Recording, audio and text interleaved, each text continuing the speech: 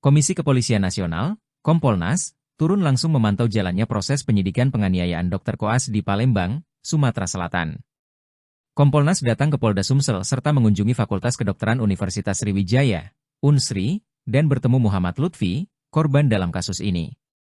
Diketahui proses penyidikan kasus yang jadi sorotan publik ini sudah sampai tahap pemeriksaan saksi, yakni Sri Meilina dan Lady Aurelia Pratiwi.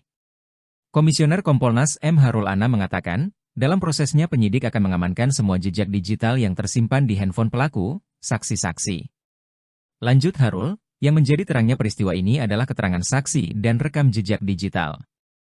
Ia tak mempermasalahkan potongan-potongan video yang tersebar di media sosial. Selain ke Mapolda Sumsel, Kompolnas juga sudah mengunjungi FK Unsri dan Lutfi yang saat ini masih dalam proses pemulihan. Ketika ditanya soal pemeriksaan yang berlangsung di Polsek Ilir Timur 2 bukannya di Polda Sumsel, Harul Anam menegaskan hal itu sah-sah saja. Selama tidak melanggar pasal 113 KUHP. Ia mengapresiasi penyidik unit V Subdit 3 Jatanras Polda Sumsel yang menangani proses hukum tersebut. Polisi angkat bicara soal pemeriksaan Sri Meilina alias Lina Dedi dan Lady Aurelia Pramesti alias LD sebagai saksi dalam kasus penganiayaan mahasiswa Koas FK Unsri yang berlangsung di Polsek Ilir Timur 2 Palembang. Dirreskrimum Polda Sumsel Kombes Pol M. Anwar Reksowijojo mengatakan, alasan pemindahan tempat pemeriksaan dari Polda Sumsel ke Polsek Ilir Timur 2 Palembang tersebut bukan dari pihak polisi melainkan permintaan saksi dan kuasa hukumnya.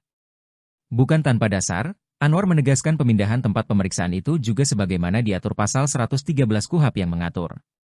Di mana pasal tersebut berbunyi, jika seorang tersangka atau saksi yang dipanggil memberi alasan yang patut dan wajar bahwa ia tidak dapat kepada penyidik yang melakukan pemeriksaan, penyidik itu datang ke kediamannya. Anwar menambahkan, saat ini penyidik masih mengumpulkan alat bukti apakah nantinya ada tersangka lain.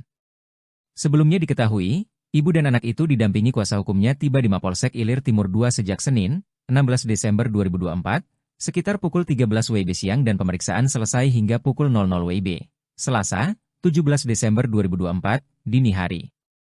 Untuk menghindari awak media Lady melewati jalur tikus, pintu belakang polsek dan berlarian dengan seorang perempuan menuju mobil Pajero putih yang sudah menunggu sekitar 30 menit sebelum pemeriksaan selesai.